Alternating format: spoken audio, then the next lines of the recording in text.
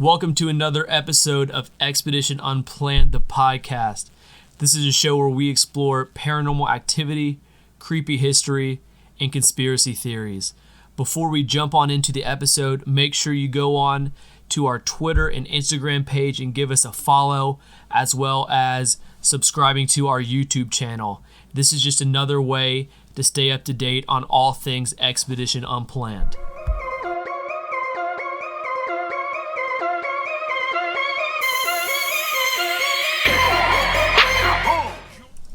So, Big Bone Lick State Park. Yep, some might say it's the most haunted place in the United States of America. Well, we sure saw some spooky things while we were there, especially like right when we get out of the car, yeah? It was like immediately when we got there. I don't know, that whole day just felt like it was like just a creepy day in general. And I don't know, it was like, we say it multiple times in the video, and I'm sure you guys noticed it, but we said it just feels so quiet out here. And that was no joke. It was quiet the whole day, and like eerie quiet. I felt the same way, especially when I even picked you up from your house. Just like getting out of the car and feeling the air. You're right. Like everywhere felt kind of dark and spooky. Yeah, and then, I think it was just me and you also freaking ourselves out because we do that. I know you're a bigger scaredy cat than anybody, and everyone will learn that as the show progresses. Oh, but 100%. You are such a scaredy cat, and I am too, low-key. I'm like, I hold it together, but I don't. Yeah. I'll show it on my face, and I'm sure every viewer that's watched our show so far knows that I get spooked because the whole time I'm like, dude, I'm hearing something. I'm hearing something right now. We no joke, we're hearing stuff the entire night, but also, like, I feel like it's important that we also address the fact that, like, the way that we get scared, and we were talking about this the other day, like, the way you know we're scared is if we're, like, deflecting it, and we're, like, joking and laughing. Like, that's not because, I feel like if I was watching another show and I saw a bunch of people, like, laughing and joking and stuff, I'd be like, this isn't scary. They're not scared. They're just making this stuff up. No, like, that is me, like... trying to act like I'm not scared. That's me trying to, like, give myself some, like, confidence so we could keep pushing on. Exactly. Well, you'll even hear it. We'll talk about it probably a little later in the show as well. When we got to the Chambers Roadhouse, when we were walking there, you hear me say, even in the trailer, like, wouldn't it be super scary if we just heard a little kid like laugh or make a noise and then laugh about it? And like looking back at that, like I was freaked out. That was terrible. But yeah, I don't know why you said that. That was something that's like one of the scariest things I think you can see in general. Especially in the woods. Yeah, whether it be if it was in the woods, that would just be even more creepy because like what the heck's a little girl doing out in the woods? But if it was like in a building, that'd be more reasonable, like a haunted building. But just like a little girl like running through the woods, no, thank you, bro. Not about it at all. But before we spoil too much about the Chambers Roadhouse too, let's just start right when we got there. We kind of faced some trouble when the trail was closed. Yeah, it was something that was weird for me. Not that this ties in any way to what we were doing, but I had just listened to a podcast talking about national parks and how like not that we went to a state park, I don't know, maybe same kind of thing, but it talks about in national parks how potentially like if you follow like the whole Hollow Earth stuff, it talks about, and this is like a rabbit trail that I went deep down, but it talks about how like these national parks are like not a portal, but like the opening for like the Hollow Earth in certain areas, and that's why you see so many of these like creepy things in national parks and state parks, anywhere that's government land, government owned. The theory is that they're buying that in order to, as like research sites, and there's actually a lot of more evidence than you would think on this topic that supports this idea. Not that I agree with it, but it's a pretty interesting theory. And it had me thinking when we were there, because I was like, everything's closed. And that was just weird, because it seems like every time I've been there, like, it's always open. Like, why would Big Bone State Park be closed? There's no reason for any of the areas there to be closed. And it's not like we live, like, in Montana where, like, there's, like, 15 feet of snow, you know? Exactly. So it's not like they're worried about that or something. It was just weird. Why the heck is it closed? Exactly. Well, the thing was, too, like, we pulled up, and there, of course, was a group of kids smoking pot in their car that immediately dipped when we got there.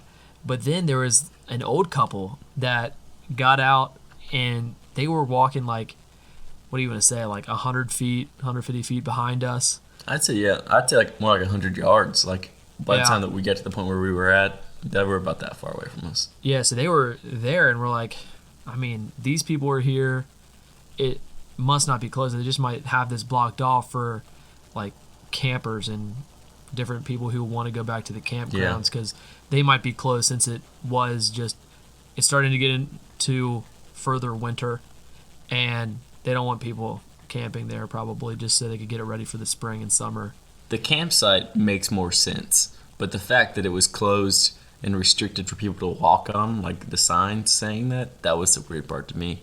Exactly. And they like roped everything off in certain sections. That was the weird part to me. Like, why is it closed? It just it perfectly aligned with our episode, which was weird. And then that podcast I heard, I was just like freaked out to another level. Yeah, that was rough, especially when we're walking there. People are following us. I'm getting like a creepy vibe because you never know with people these days. We heard the dogs barking in the distance, which, like, just creeped me out because I didn't see any houses while we were out there. I was just chilling, minding my own business. Didn't know there were any houses close. And when I heard barking, I was like, shoot, dude, dog man. Well, there's a lot of coyotes out there out that way too, for sure. Yeah. But they usually sound different than that. Those were like just a bunch of dogs. So, yeah, someone's got some dogs on their property or something. But yeah, in the video especially, who cares about barricades or anything? We're going right through it. Of course, gotta make some content for the viewers. So we stroll right along and get down the trail a little bit, realize that I don't know why we turned back. It just everything was blocked off to a point where we couldn't even pass. One thing in the video that you didn't see, we kind of just skipped from the part where we walked down that trail to the point where we thought we saw some cops and in the bushes right there. But from that point, like that we didn't put in the video, what happened was we made it down there to the bottom of the hill, and there was another gate, another door that was closed, and they had big fences around it so that you couldn't get in any further. And we would have had to like hike way around like this like corner, and we were like, it's probably not worth it. So yeah, we turned around and we walked back up. But that was kind of a weird part in the video that some people might have been a little confused with. But yeah, we just skipped that because it was kind of boring, and it was just really weird. We talked about it, and we said we'd bring it up in the podcast, but I didn't get very good vibes from that situation. But maybe it's something for us to go check out sometime. I don't know.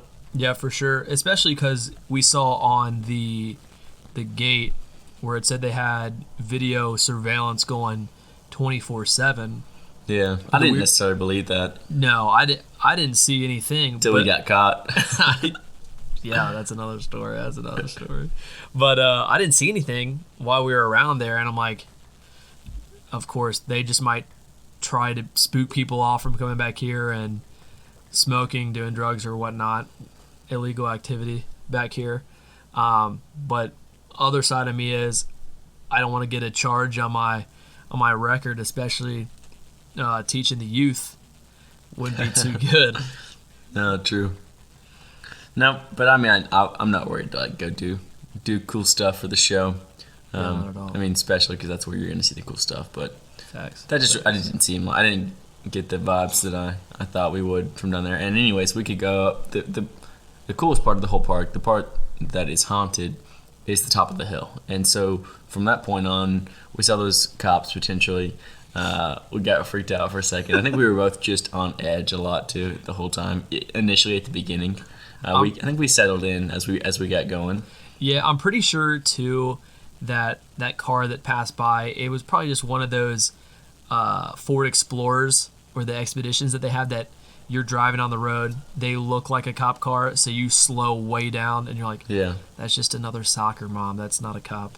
yeah, That's probably what it was. But again, you're right. Just the eagerness of seeing something spooky, and like just we're behind a trail that was blocked off, kind of scary.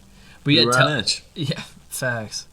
Tell us a little bit about the top of that hill and that the backstory of like the grave site and whatnot. Yeah. So we went to the top of that hill, and we actually I did a little bit of research on the Big Bone Lick State Park before we went, but I did a lot more research on the other destination that we went to before we went, and I didn't really know what we were getting into, but we found a graveyard up there. Like you can see in the video, we're looking around, and it just caught my eye. I was like, what the heck? Oh, I didn't know a graveyard was up there, and I've camped up there before. And so we went over to it, and it's called the Baker Family Cemetery. So the backstory there is Stuart Baker owned 400 acres of land in Boone County, which is where Big Bone is. His farm is now the location of Big Bone State Park in Boone County, Kentucky. A grave marker says Stuart Baker, though every other source says Stewart. The correct family spelling is Stewart. I don't know why it's going through all that, but it said the house was torn down in 1969 to build a putt-putt golf course. So we were right there, and we didn't even know that that's allegedly what has caused the haunting in that area. Is that when they tore that house down, that was at the top of that hill, which is really interesting to me that there was a house up there too, because that nice blacktop wasn't always there. That would have been a freaking trek to get up to that house. Oh yeah. But apparently the story goes that right there at that cemetery is the most haunted spot in the entire park. It's where supposedly the family, the Baker family, haunts that area because they tore the house down. And there might have been some like haunted stuff in the house initially, and now it's just transferred over to the land and the whole park. They're probably just ticked off that they put a mini golf course next to their... Yeah, a mini golf course. They tore their house down to put a mini golf course. Just love the mini golf course is low-key kind of nice. Low-key. I don't know. In the video, you see like just random metal poles. It was like a spooky golf course, though. It was like it gave me very much the vibes of like a nuclear wasteland. Like it was just like a leftover... Dude, like, I was just about to say that. Yeah. Especially just when we were out there too, I don't know if you could hear it in the video, but just the leftover chains that were attached to the pole, like you kind of heard those like swinging around. And again, it was weird that they were swinging around because it really wasn't windy out there at all. Like everything was still, and just hearing that sound and being by the cemetery, just creepy vibes. So next we did pull out the EMF detector. And initially in the episode, I gave like a brief explanation of what it is and how it's used to help us kind of like, or freak us out more, more than anything. But it was an electromagnetic frequency detector. And afterwards I read more about it. And the phone can pick up the EMF of spirits and ghosts and stuff like that, if, quote unquote, spirits and ghosts do pick up that kind of stuff. But it wasn't going off for us that night. But what I think I found out was that we weren't using it the right way. There were some other buttons that you had to hit. So in our next episode, we'll be a little bit better about using the EMF detector, and potentially even one day, maybe even just owning one. Because I was on Amazon earlier today, and they're not that expensive to like get legit EMF detectors. And if we're going to continue this, I think that would be kind of a cool investment. Yeah, for sure. Just because, again, I kind of got those doubts too when we were out there. We kind of talked about that. Like, this thing doesn't even work. Like, I don't believe this even picks anything up. But again, we're out there looking at the numbers, like flickering around. Even though they're low, you're like, dude, they're flickering. Well, there were multiple times, like out of nowhere. And some of this stuff wasn't in the video, just because we're learning how to do it. This is our first time doing this kind of thing, and I think next time we just need to record all the way through a lot of times because we missed stuff. Yeah. Think everybody missed things that was happening, and you can't be there with us.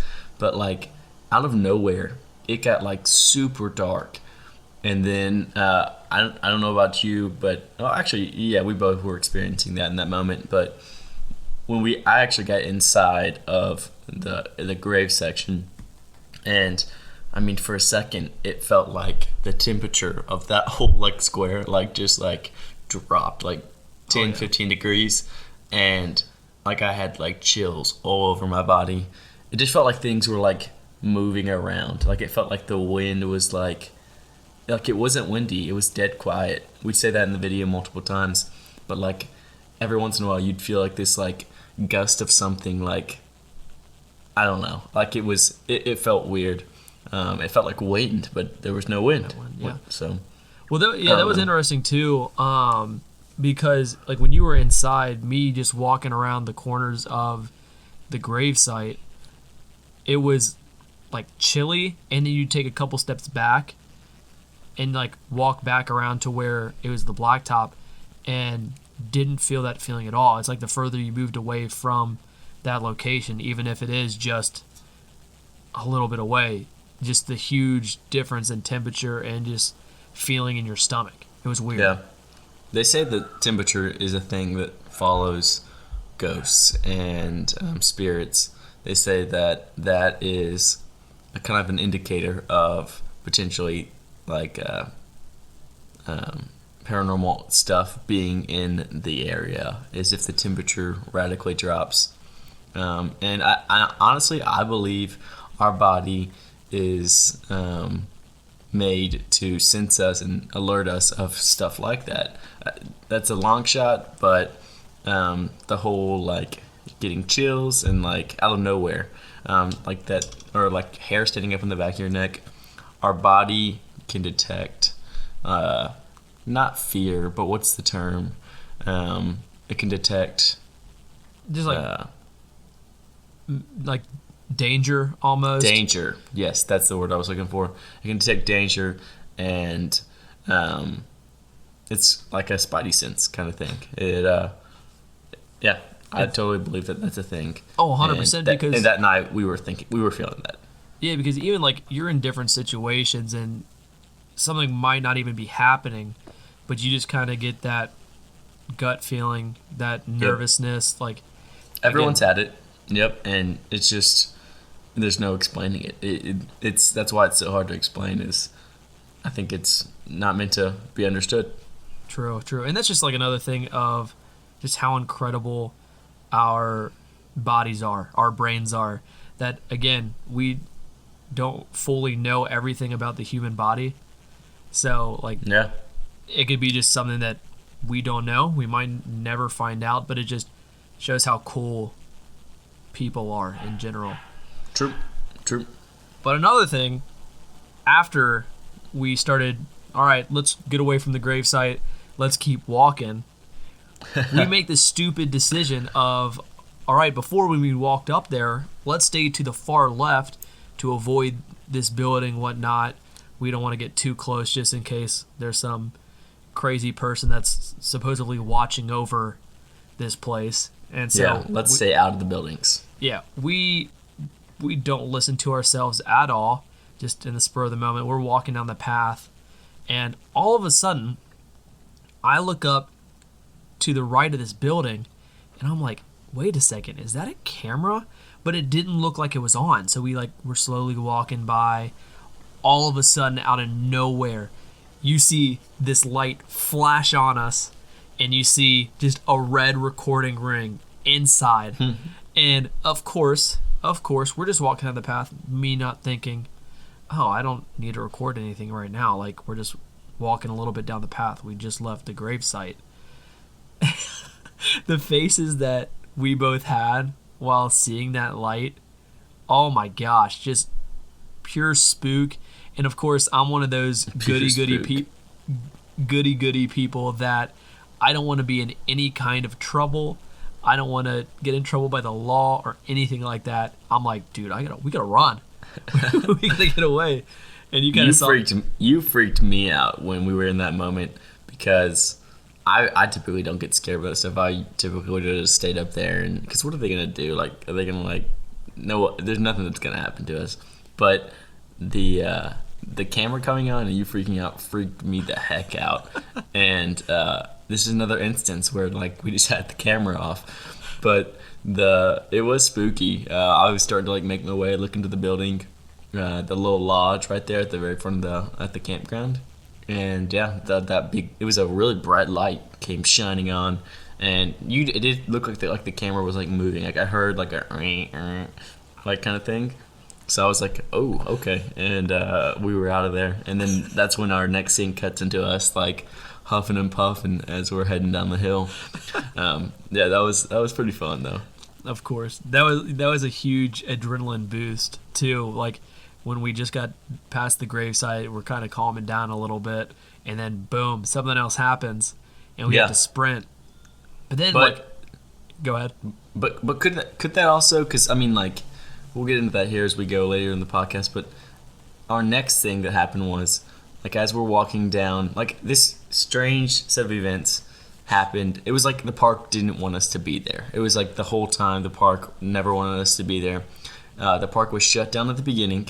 The trail was all sectioned off, and it was made like super difficult for us to like be able to get onto that trail. So we turned around, we headed to the campground, and then it gets dark, and all of a sudden like it gets really cold, and we have jackets on, but we didn't prepare for like that kind of cold. And then we make it over that way. The camera comes on, and it real bright, making noises and stuff, and we're like, what the heck? So we leave, and as we're leaving, we hear a loud thud, and another instance, camera's not recording, and it's a recurring event, and camera's not recording. We hear a big thud. You probably wouldn't be able to hear it on the camera anyways because we don't have that great of a speaker on it, but it was a thud loud enough for us to hear, and we both looked at each other as we're walking down the hill like, oh my gosh, like what is going on? And then we just booked it to the car. We made it back to the car, and we were out. But the whole time, it was like we weren't supposed to be at the park. So could that be like we were talking about like electromagnetic pulses and stuff like that? Could that be like some kind of paranormal event happening with the camera, just like to like freak us out so that we get out of there? It was coincidence that like all of these things were happening to freak us the heck out and make us leave, and we did. Like it was, I was scared.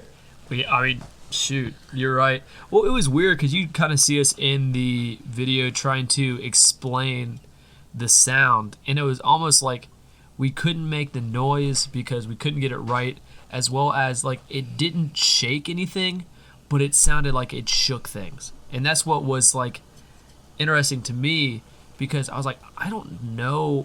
Like a log falling off a tree wouldn't make that sound. There's no wind to really. There was no reason for something to fall out of the tree that night. That is the number one point, that the wind was non-existent.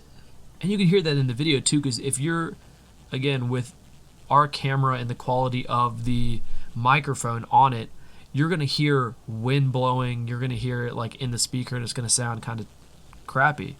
But you could hear when we're going through the entire park, there's no wind blowing. Like you can't not hear it in the camera.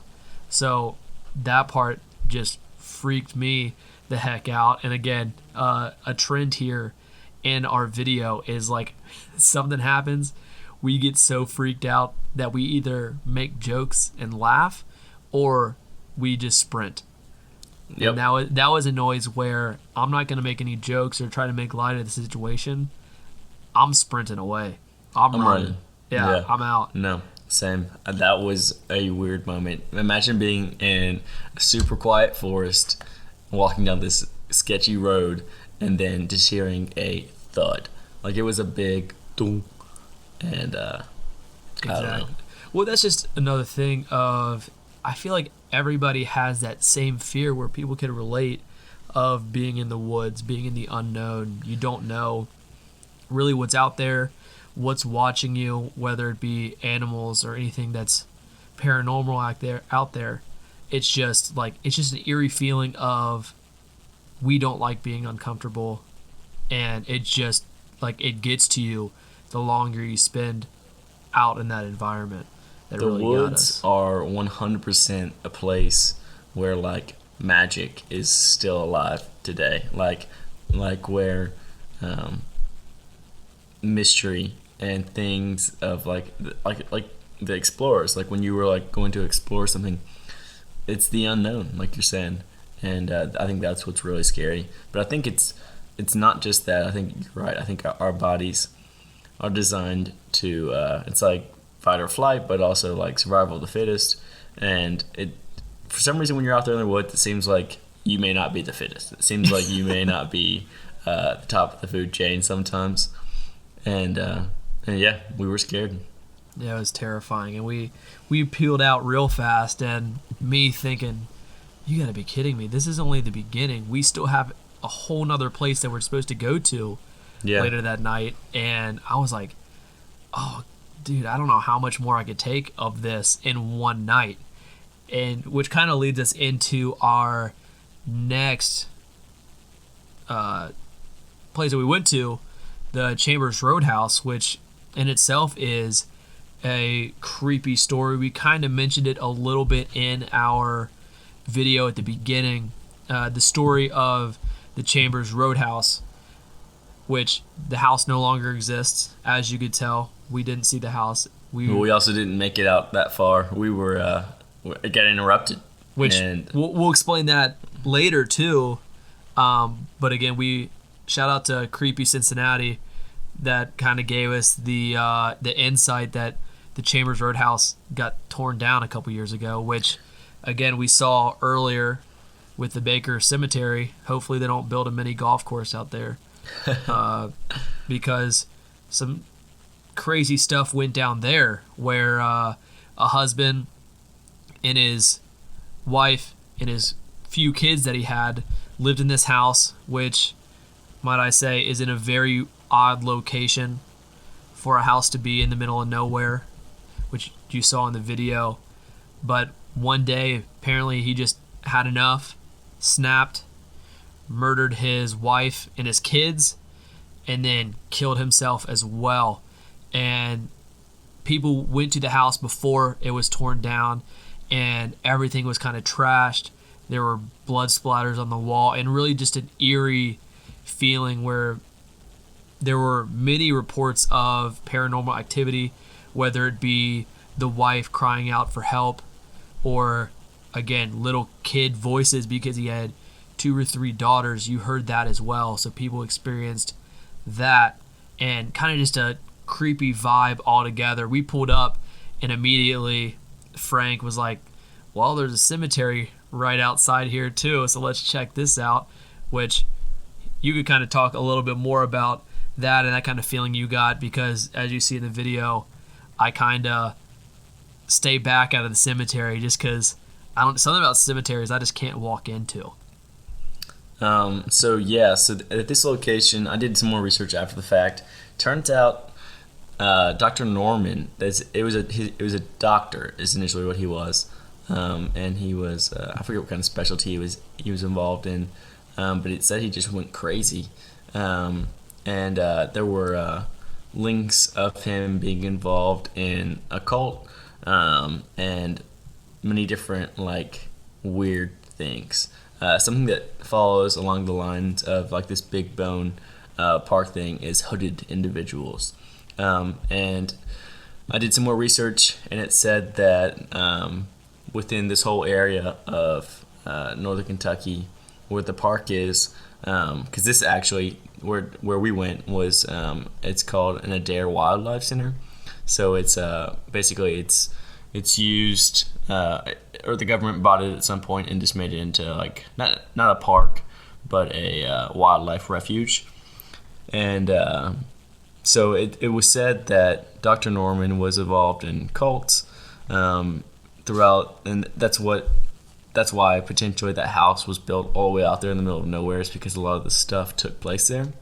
And it says now it's the same with the Big Bone Park, that a lot of people have gone missing in this area, and also gone missing in Big Bone State Park. And it says that many believe that the noises have to do with cries of many children who wander off into the woods surrounding the area and never return because of an evil spirit who takes lives because his was taken. Some people also say this person was murdered there, and it is just in search of the killer and look for help. So that was really interesting as I read it more because I didn't necessarily know all this before we went in, especially with the cult stuff, with like the hooded individuals. One of the guys that follows our account hit us up on Instagram in our DMs, and he was like talking about how he was really interested in the video because of the hooded individuals. So I did some more research on it, and I found all the stuff out about the occult that was happening in the area. And later on, it goes on to talk about how when the house was there, it was kind of used as that kind of an area. That house out in the middle of nowhere, frequently people that would hike out there would find, like in this house, they would find like these rings, and there was like blood splats on the wall long after like these people had lived there. And it was said that some really sketchy stuff was happening out there in the woods, and that potentially that's where the hooded individuals comes into play in this in this place. So very interesting to me. There doesn't really talk more about what cult it is, but I'm sure as we continue to do these videos, we'll learn more about the stuff that happens in this area, particularly the cult stuff, because it really interests us. But if I would have known some of that stuff, I may not have even made it out as far as we did, because some of the stuff that we see out there, as we'll talk about here in a few minutes, was very ritualistic. We saw some stuff that didn't add up, and then we heard some stuff and we were out.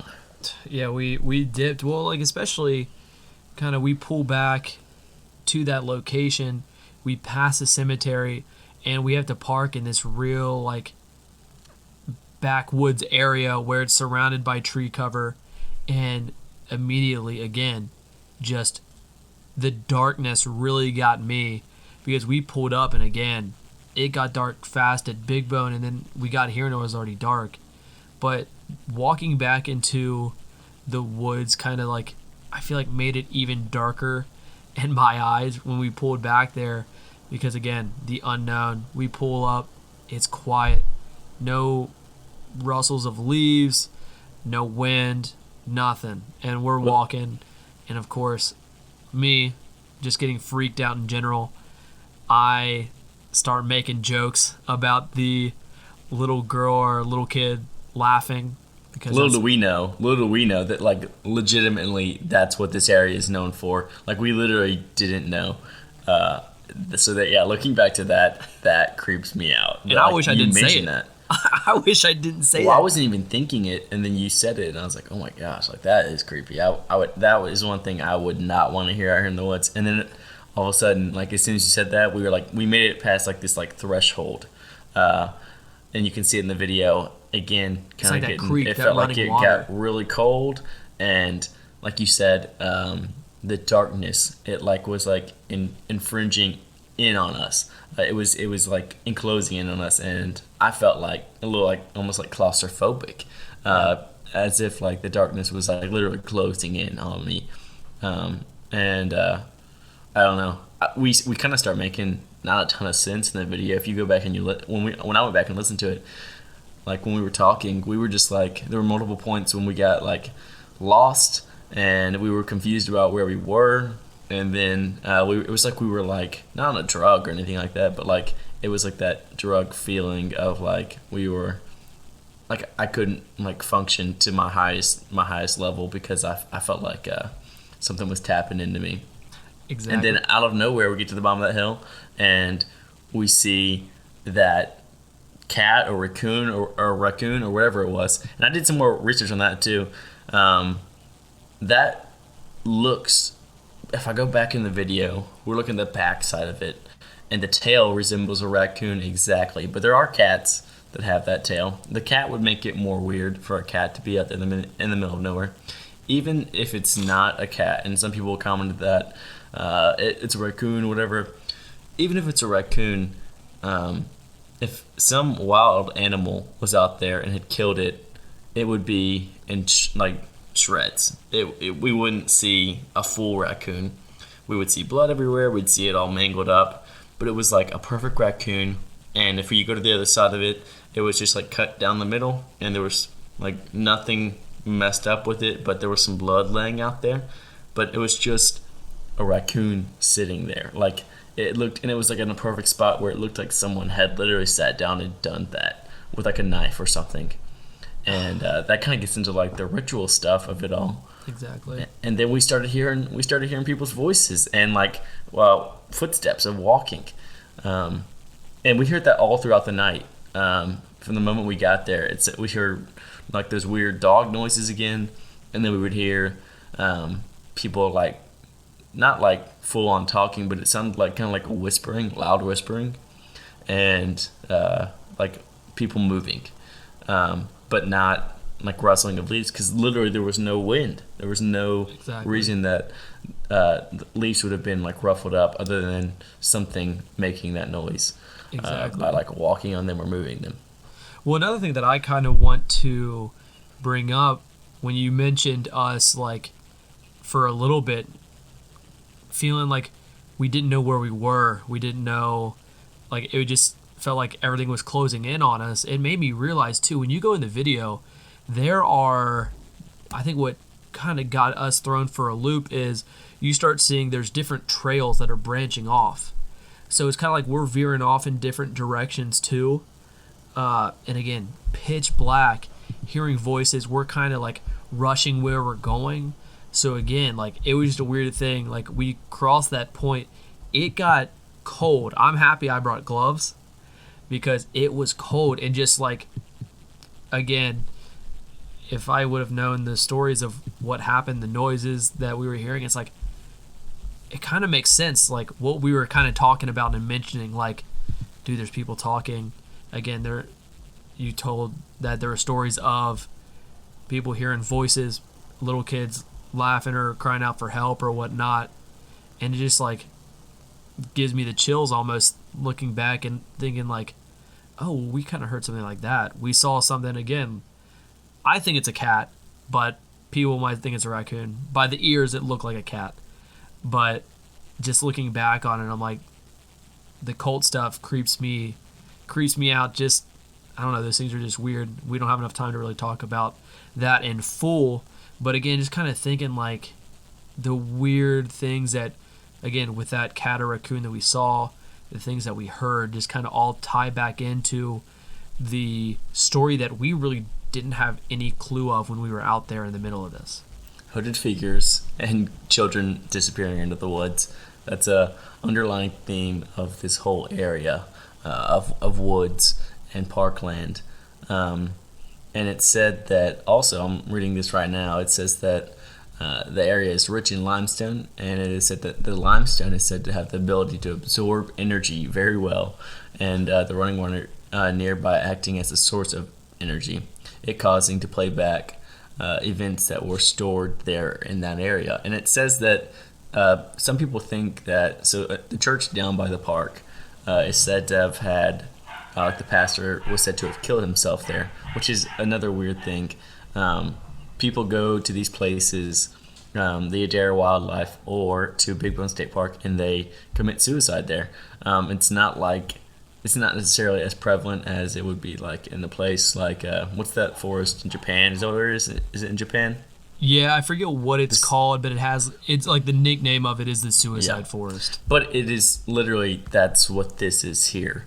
It says that people have come from all over the country. And even people from around the world have come to this destination to kill themselves, which is super odd to me that all of these areas are where people are killing themselves and killing other things or disappearing in. It seemed like, why would you come from, let's say Canada?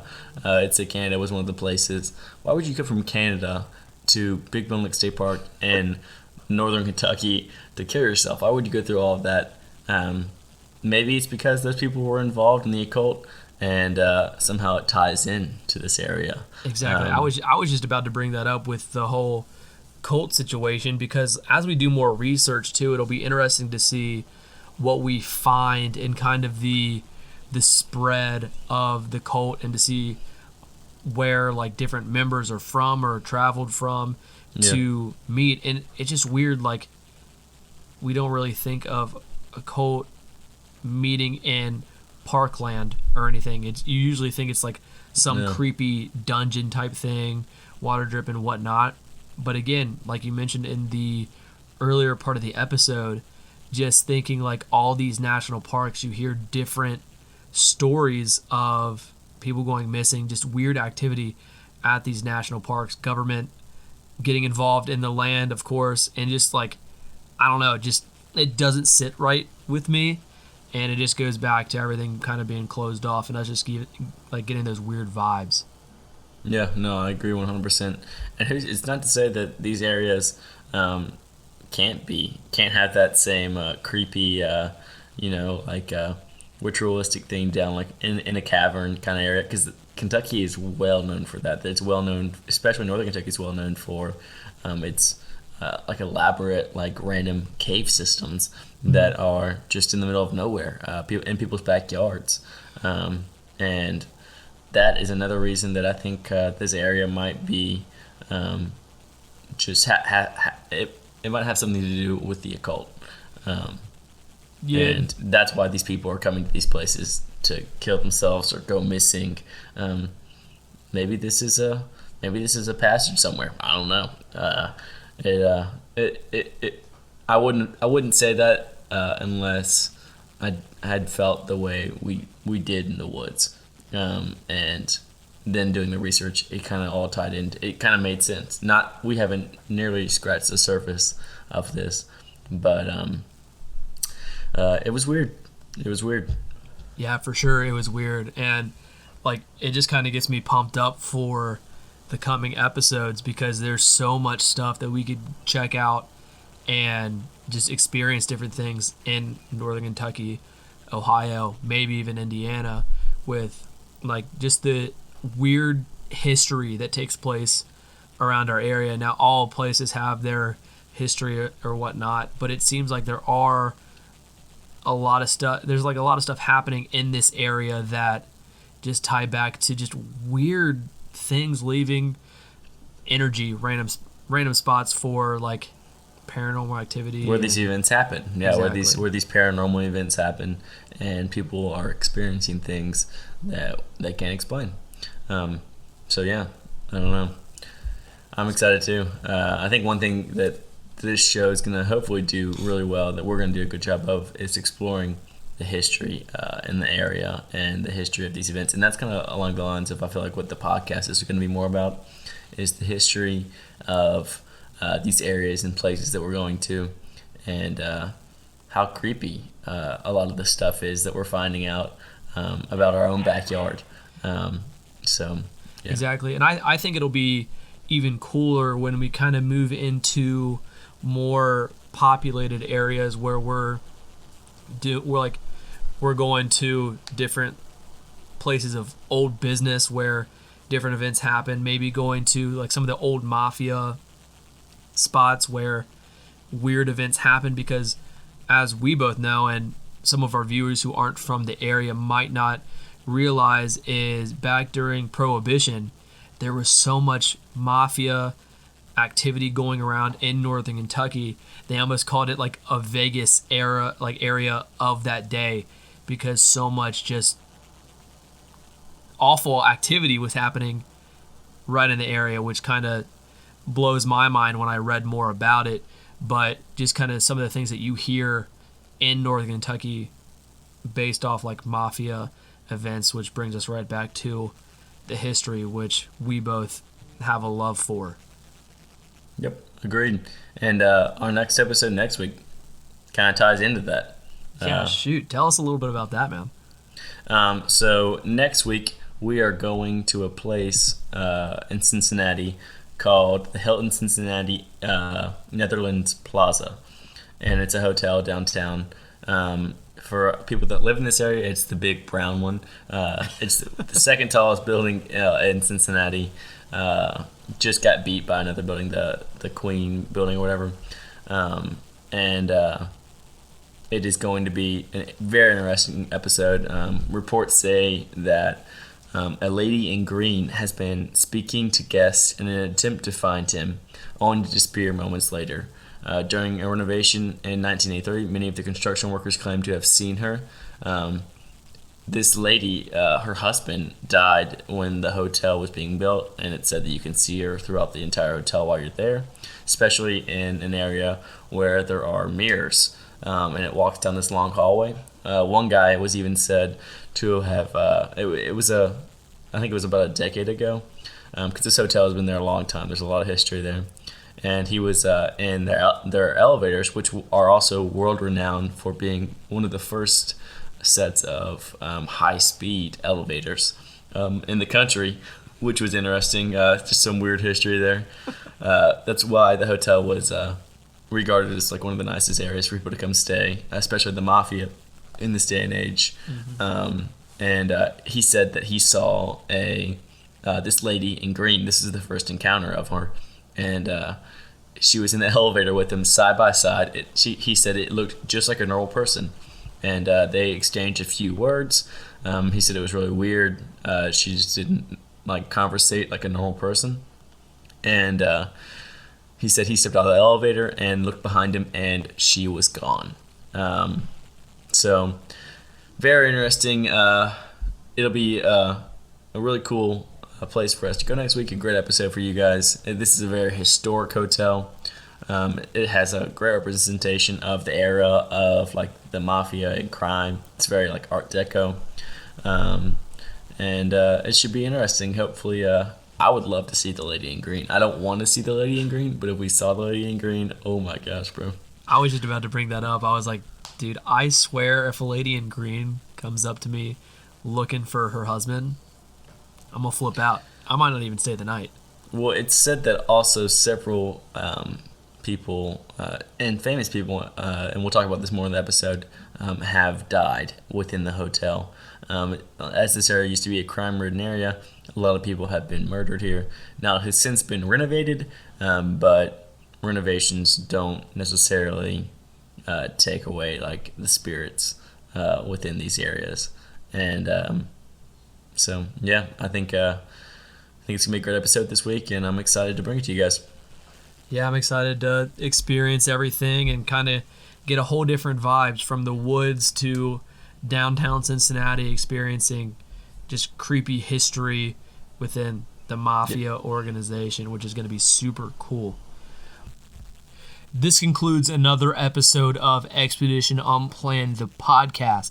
Again, before we go, make sure you give us a follow on Twitter and Instagram, as well as subscribing to our YouTube channel. This is just another way for you all to stay up to date on all things Expedition Unplanned. We also would love to hear your feedback in the comments section of our YouTube video, as well as DMs in our Instagram page and in Twitter as well. So that is all for us, and we are signing out. I can't do, there ain't nothing I can't do.